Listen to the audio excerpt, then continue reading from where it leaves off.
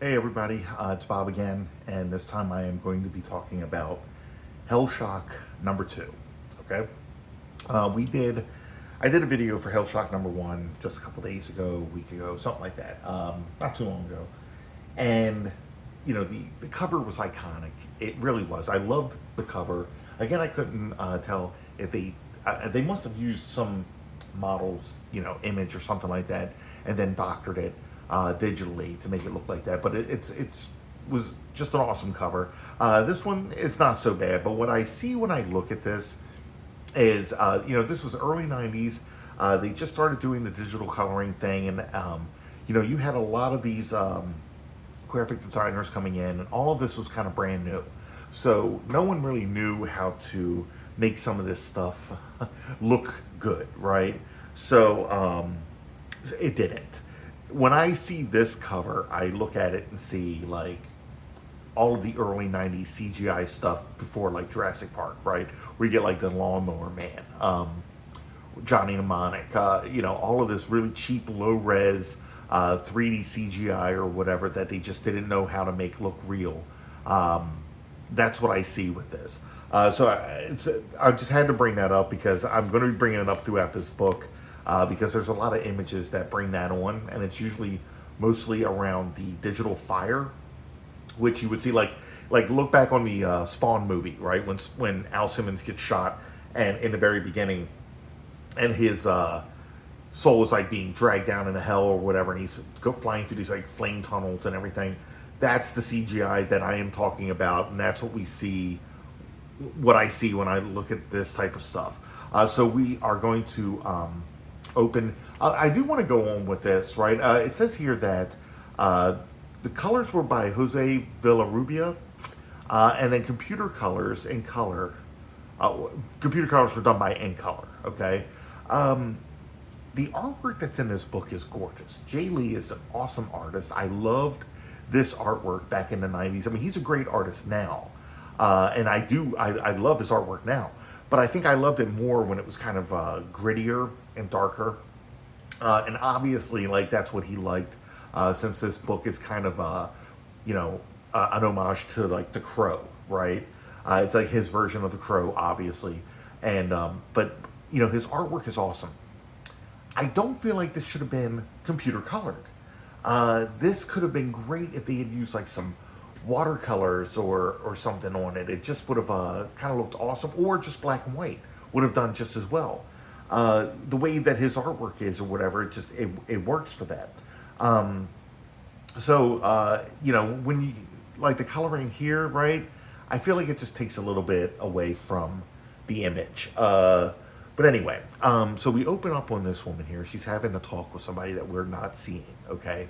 And the woman is just like, I don't hate you, Isabel. So, you're expecting. Apparently you got pregnant, okay? And there are, thousands of babies born out of wedlock. There's nothing to be upset or ashamed over or anything. This woman's being very comforting to whoever she's speaking to. And she's like, let me help you here. Let me make, let me fix you up and everything. And the person she's talking to is like, well, why are you, fixing me up? Why would I need that? And she's like, oh, because, you need to look, good for when they start calling you a filthy whore. And she's like, oh my God, no, you are, man. I mean, of course, like, this is a very young looking picture of this girl here. I don't know what the age of this girl is supposed to be, but what we have here is, they said that the lead character here is 20 years old, okay? The guy, Hellshock, right? So the girl that we see, we're going to see right here, okay? This is her. And we're not getting the impression that she is super old, okay?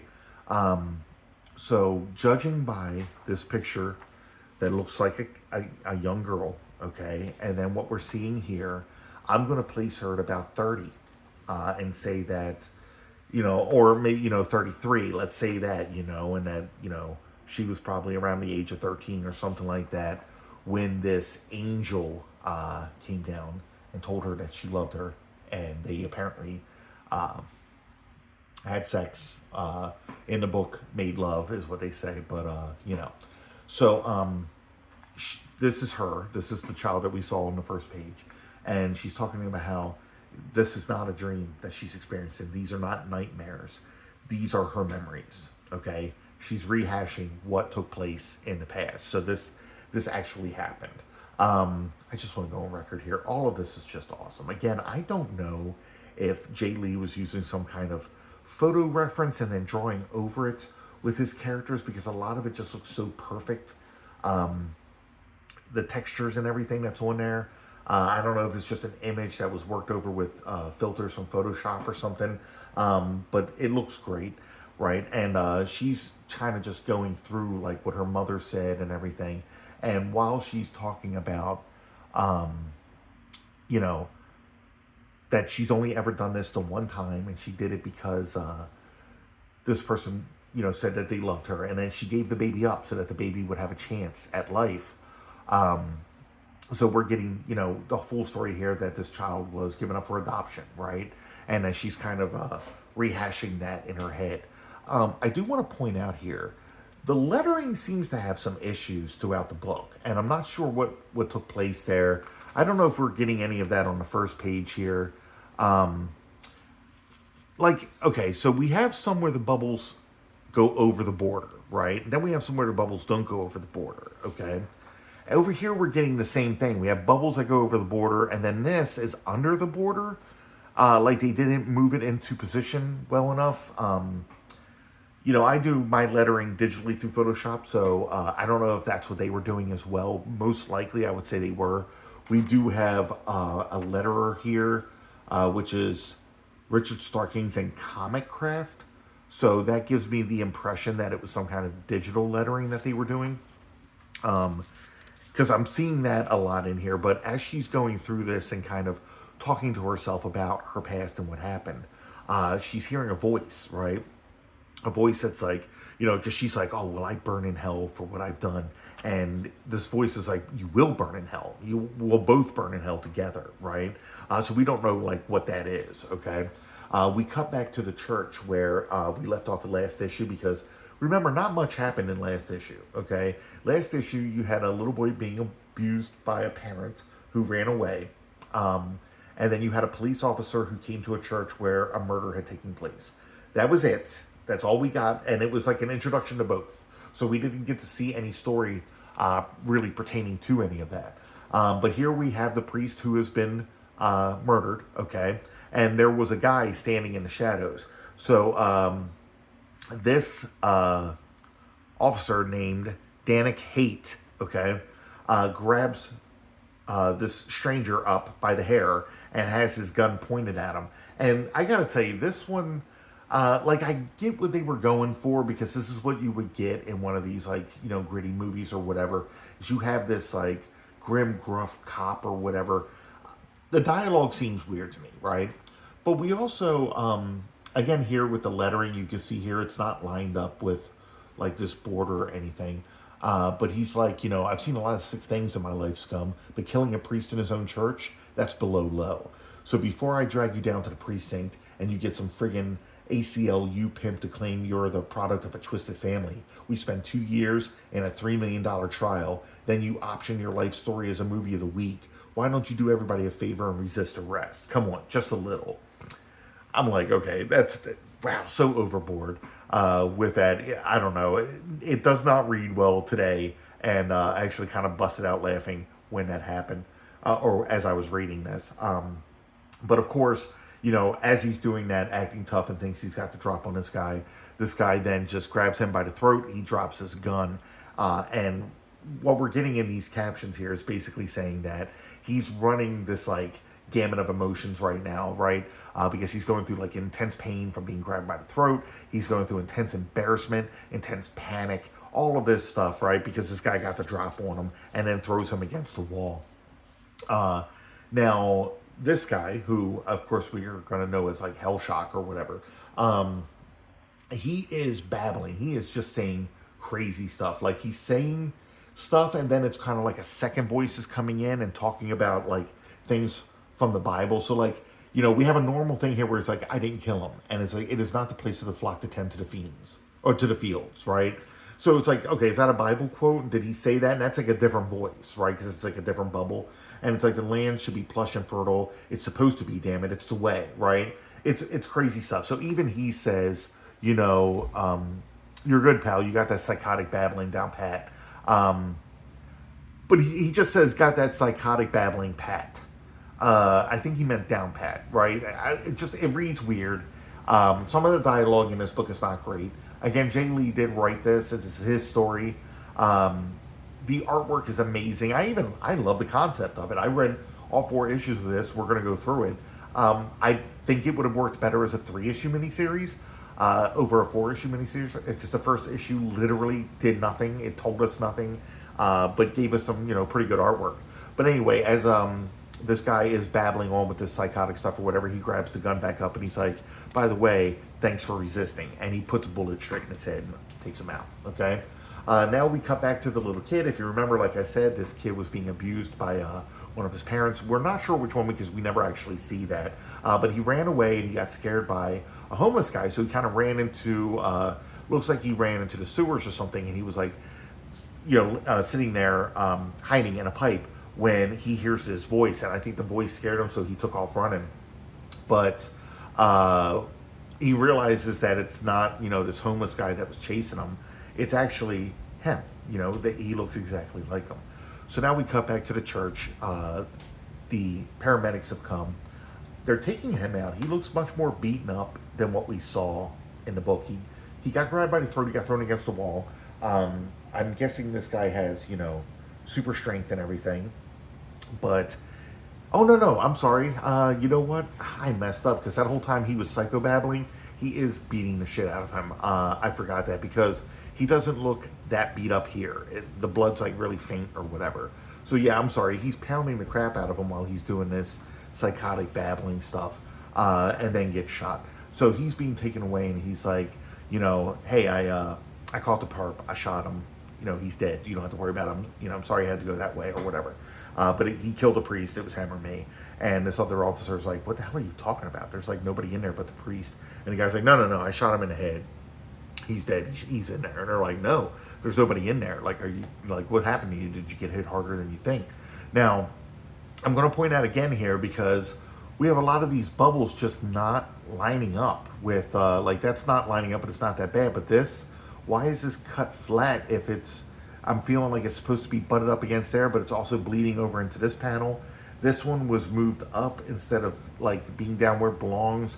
Same thing here. That's just weird to me. We're getting that kind of all over. Like this one's not moved over to where it belongs here. There's a gap into this. So I don't know, maybe it was a new letter. Maybe he hired a friend of his to do the lettering. You know, and this was like a new thing or something like that, and they just hadn't perfected it. Maybe there was some error that took place while they were putting the book together. I don't know. There's also another thing I am going to point out that I saw that kind of struck me as weird, because it was a problem that I feel was solved with digital coloring, but then somehow popped up in here. But basically, this is him. The guy who was just shot in the head at the church and beat the hell out of the police officer.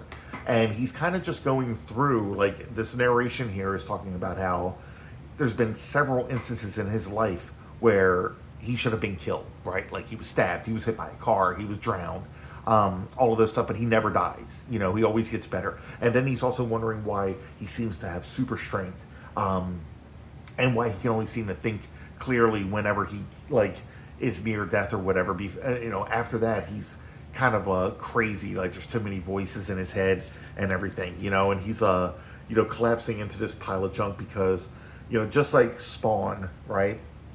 Like, where are these people supposed to live, right? When you have these people who, you know, may have these powers or something like that, but, you know, they can't function in the real world or whatever, so I think they would end up like homeless like this, right? I feel like that was kind of a realistic thing that would happen. Maybe not so much with Spawn. With that suit, you would stand out as a homeless person. You know what I mean? But this guy, he just looks like a normal person for the most part, except for the, you know, the bullet hole in his head.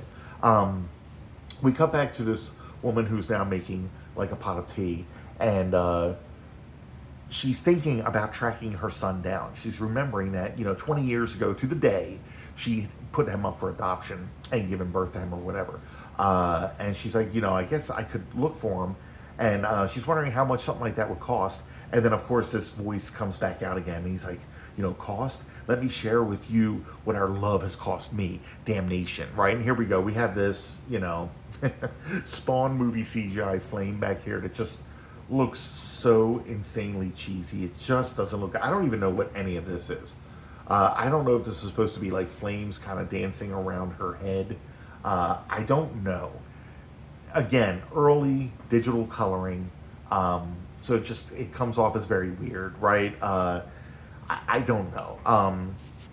Also, for as dark as everything is, we get a lot of very, dark black silhouettes. And they're usually very pale, like they wanted to do the watercolor thing.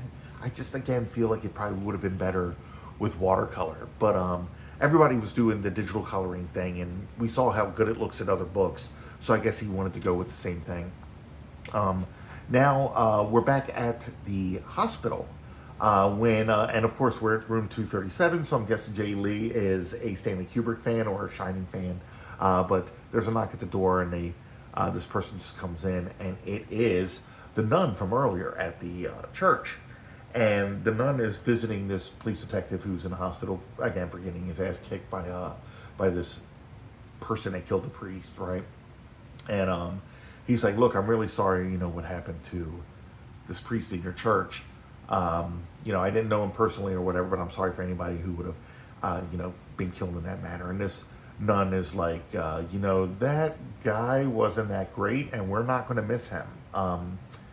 And I think that you should have a talk with somebody. And the cop is just like, okay. Feels like it's a little weird that this nun, this sister of the faith or whatever, is coming in and talking about how horrible a person this priest was. Apparently, we're not getting any real information, but she's just saying that he won't be missed.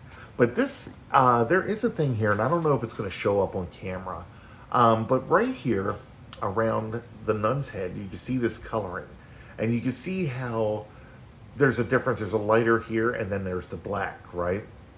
So I would see that all the time in earlier comic books, right? The way that it would print out, like if they had a red or a blue over the black, right? The black always looked a little faded or something. But with digital coloring, I wasn't seeing that, because like you were getting the purest blacks with this more high quality paper and better printing that Image Comics was doing. So it's weird that I would see that in this book. And I also feel that like the paper used in this book is different from the one that was used in the first issue. For some reason, I don't know, it doesn't feel as high quality as everything from the first book. I believe the first book was using glossy paper. This one's not glossy. This one's much closer to a newsprint, right? And I think it was because, the art style didn't work for the glossy paper or something. It had to have, a different kind of paper for it to work. I just feel like this seems like a bad choice. And we get this, right? This is just, this is gorgeous. This is beautiful. I love every bit of this. It's just wild. I mean, I'm not sure what this means here with holding these wings. I'm guessing, this must be blood. This is, I think this is something that we'll see in later issues or something I know about that's coming up. But we cut back to the two children who, look the same. And when the nun was talking to the police officer, she says that you need to speak to a person. His name is, and then we have this kid saying Evan Whitkin, right? So I'm guessing that this kid is the person that this detective is supposed to be talking to. And this kid is like, hey, I know it's scary out here or whatever, but you should come with me to my place, right? You're going to be safe there. And, Josh is like, well, what about your parents? And he's like, oh yeah, that's not an issue. Let's, catch a taxi or whatever. And then Josh is like, I'm not sure I want to do this. He's like, come on, man, get over it. What have you got to lose? So Josh is like, okay, hops in the taxi cab. Now, again, this is what I'm talking about right here. If we look at this looks like an image. Same here. Looks like an image that was just doctored a little bit in Photoshop. this doesn't look like it was something that was drawn, or maybe it was. Maybe it was drawn, and then this computer coloring adds more to it. I don't know. It's kind of cool. It works for me.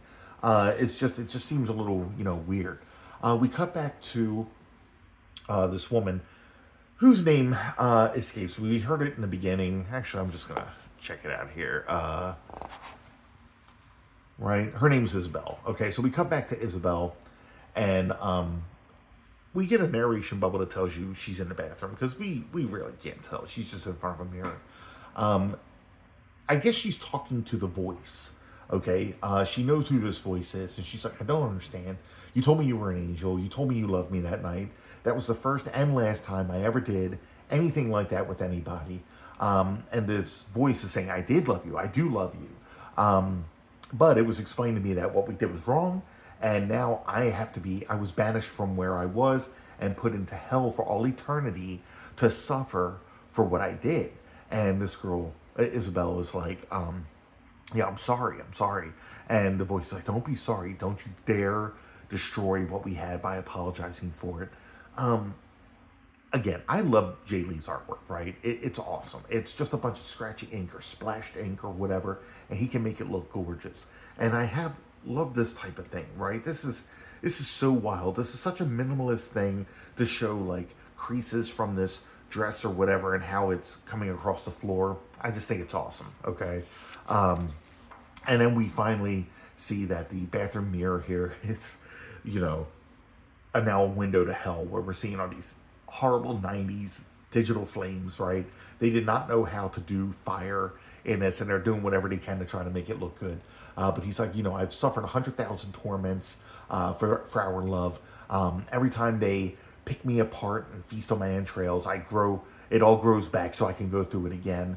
And then here we have another printing issue.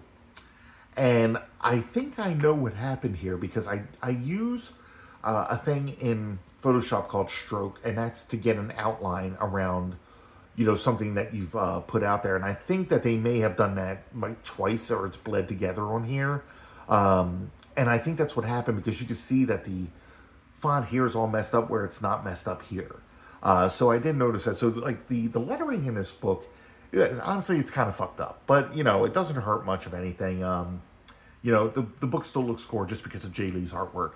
But he's like, after all of that, I promised you I'd be back, right? So apparently this guy's father is coming back to see his mother, right?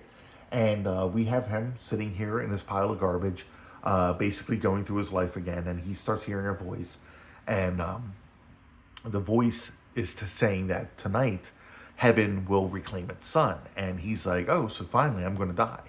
Finally, it's going to happen, and I'll, go to a better place or whatever. And this voice is like, no, I haven't been sent to collect your soul and take you to the hereafter. I'm here to offer you salvation, right? And this is awesome. This is a beautiful picture. So how did you do this, right? Did you use that gum that you put on the page, right? Did you actually draw this in that gum and then, paint spatter it, remove it so that you have that, and then do the silhouette of Hellshock or whatever there? I think it's gorgeous, right? It's insane. I was not a big fan of the name of the letters column, hate mail. So apparently the officer, Danik Hate, okay? So that's a cool play on words, but is Danik Hate the lead star of this book? Is that who we're going to see the most of, or is it going to be this character that, because the book is called Hellshock, you know what I mean? So I don't know, but that was Hellshock number 2. We got a lot more story. We got a lot more information in this issue that I feel that we should have gotten in the first issue. So this one was much better, and we're starting to, get an idea of what's going on. The digital colors were subpar, okay? I think it was something that hurt the book more than anything else. And then also the lettering. The lettering was kind of atrocious here. Not as bad as like Youngblood number 1, but it wasn't that great. But overall, I did enjoy the book, and this was something that I liked. So this was Hellshock number 2. Guys, again, if you like this video, please hit like. It helps my channel grow, and I'm a comic book artist trying to get his name out there. If you want to see more of this, please hit subscribe. I try to bring a video out every day. So I want to thank you guys for watching, and until next time.